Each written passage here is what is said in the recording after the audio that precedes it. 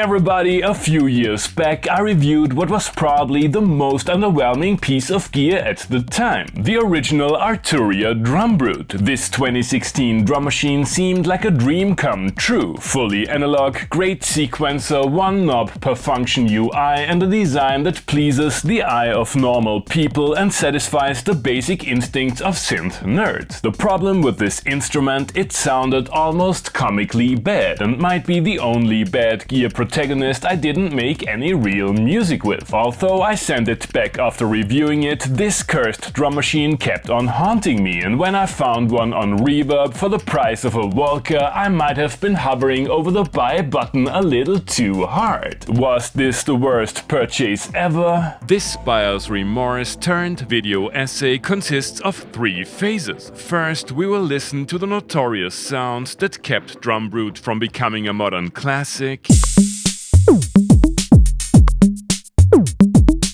Then we are going to analyze what's actually wrong with those drum tones, and finally I will do my best to make them usable in a setup. 2 kicks, one of them trying to imitate a 909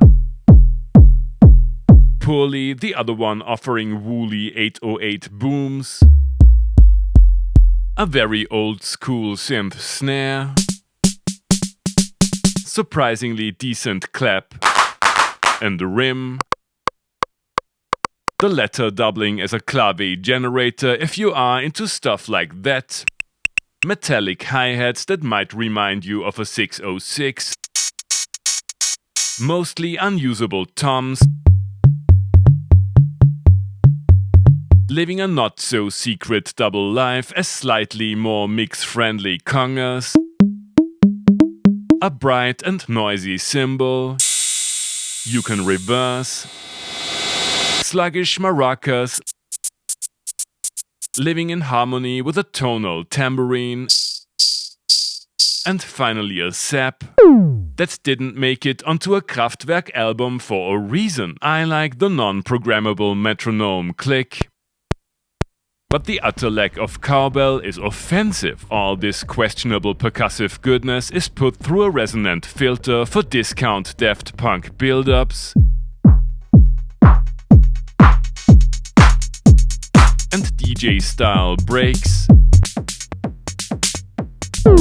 and a mono jack mirrored to 2 headphone outputs. Before we get to the most redeeming quality of the instrument, its multiple outputs, we should have a look at the sequencer, which is more or less self-explanatory, hosts drum patterns of up to 64 steps, offers 2 velocity layers, swing, it lets you program polymeters, there's an easy to use random parameter, convenient mute and solo modes, and instant fills on tap. The Midi clock is all over the place though, and you will need a software editor to access device settings. This well thought out set of features would be ideal for both recreational jamming and professional live performances, so let's try to get to the bottom of what's actually wrong with the drum sounds. There are 2 ways for a kick to make itself heard in a mix: an initial impulse similar to a beater hitting a drum skin, and or a fast drop in pitch known from many drum machines past and present. Bass Drum 1 offers both techniques and both suck. The impact parameter introduces some attack, but it tends to sound flabby with what appears to be 2 click-like events messing with the impact of the kick. The sweep parameter, on the other hand, might remind you of early 80s arcade game sound effects, not the dance floor annihilating pitch envelope of the 909 it was most probably inspired by. Kick number 2 is missing a distinct attack phase too. The snare is usable right off the bat if you invest a little time to find the 1.5 sweet spots, and you might enjoy it as a funky alternative to the beaten to death 808, while the clap is pretty nice with a slight overemphasis of the upper mids. The rim doesn't have the gravitas of its obvious TR role model. The clave is what it is. Some people will enjoy this specific kind of mid-rangey and grainy hi-hats. I'm not one of them. Again, both toms are lacking the distinct attack transients that make percussive sounds audible in a busy mix.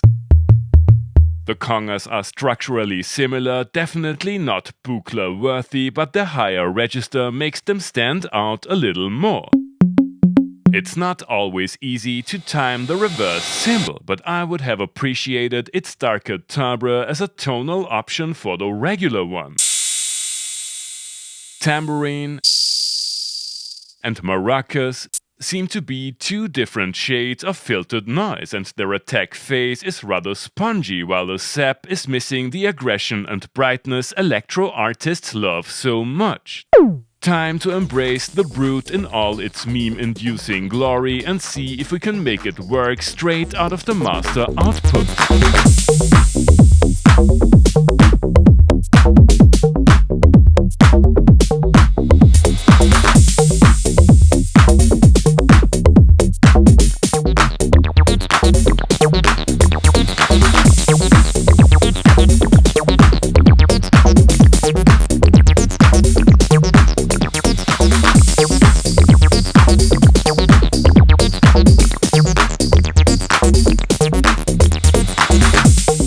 There is this ancient meme about Drumbrute owners having to up their outboard gear game so they can make the fuzzy madness of its tones somewhat tolerable. This is made possible by the drum machine's multiple outputs. Instead of losing you with a far too nerdy deep dive into techniques to salvage floppy drum sounds, I wanna know if we can pull it off like in the old days. Tighten up the kick with a gate, butcher it with EQ settings that wouldn't fly in the digital world, and add some saturation from a mixing console channel strip.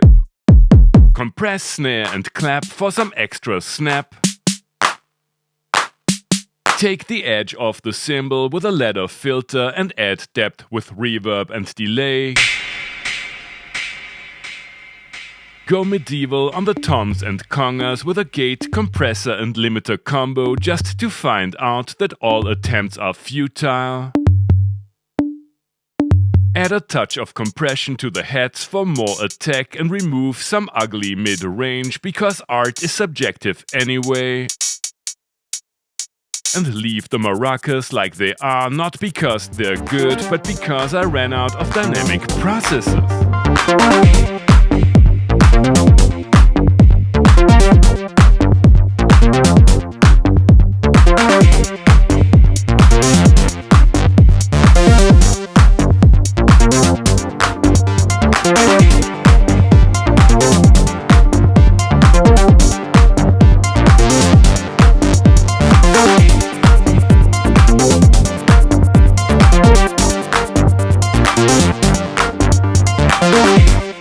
Is the original Drumbrute the worst purchase ever? It depends. If you're looking for a drum machine that helps you make great music, maybe. However, if you want yet another side quest that is less productive than modular and, when taken seriously, about as expensive, you're in for a treat. Hope you liked this video. Feel free to like, subscribe, become a patron and use one of the links down below that support the channel regardless of what your gas commands you to buy. Thanks for watching and see you next time.